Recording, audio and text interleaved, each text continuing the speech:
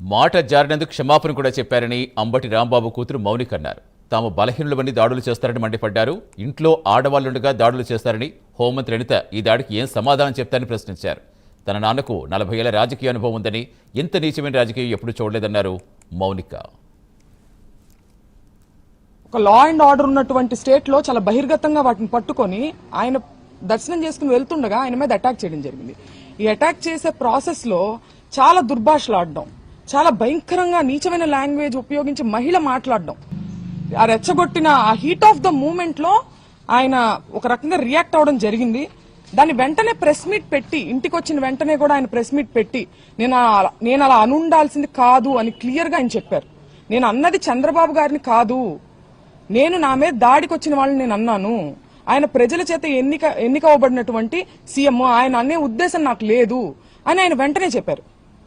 ఇంతకు ముందు చంద్రబాబు నాయుడు గారు నేను రాజకీయాలు మాట్లాడాలని కాదు, నేను ప్రత్యక్ష రాజకీయాల్లో లేను, ఈ సందర్భంలో అది ప్రస్తావించాల్సిన అవసరం ఉంది, దానికి ఒక ప్రాముఖ్యత ఉంది. చంద్రబాబు గారు ఒక పబ్లిక్ మీటింగ్ లో మాట్లాడుతూ జగన్ గారిని ఉద్దేశించి ఆయన ఒక మాట అనడం జరిగింది, నీ పుట్టుకే తప్పుడు పుట్టుక అని.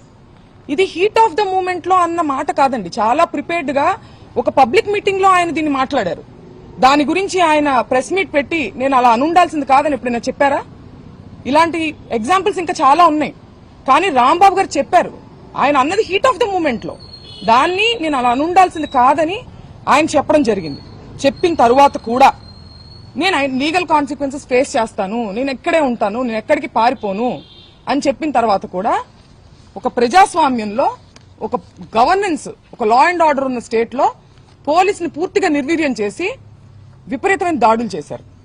ఆయన మీద హత్యాయత్నం చేశారు. కత్తులు, కర్రలు. మా నాన్నగారు ప్రెస్ మీట్ ముగించుకుని ఆఫీస్లోకి వెళ్లారు. ఇది అందరూ చూశారు అక్కడ, పోలీసులు, ప్రెస్ అందరికీ తెలుసు. ఇంట్లో లేడీస్ మాత్రమే ఉన్నామని కూడా తెలుసు. లేడీస్ ఉన్న ఇంట్లోకి మగవారిని మూకుమ్మడిగా పంపి, ఈ సందర్భంలో నేను గల్లా మాధవి గారిని అడుగుతున్నాను, ఇది మీకు ఏ నైతిక విలువ ఉందని చెప్పి మీరు క్షమాపణ కోరుతున్నారు అంబటి రాంబాబు గారి దగ్గర నుంచి? నేను అంబటి రాంబాబు గారి వ్యాఖ్యల్ని నేను సమర్థించట్లేదు, ఆయనే సమర్థించుకోలేదు కదా. హీట్ ఆఫ్ ద మూమెంట్ లో నేను అన్నాను, నేను అలా అనుండాల్సింది కాదని ఆయనే చెప్పారు. మీకే నైతిక విలువ ఉందని చెప్పి మీరు, మీ హస్బెండ్, లేడీస్ మేము ఇక్కడ ఉంటే మీరు తాగి ఉన్నటువంటి మగవారిని మా మీదకి రెచ్చగొట్టి పంపిస్తూ ఇంట్లోకి వెళ్ళమని, వాళ్ళు అద్దాలు మీరు చూడొచ్చు, కారులా పగలగొట్టారు.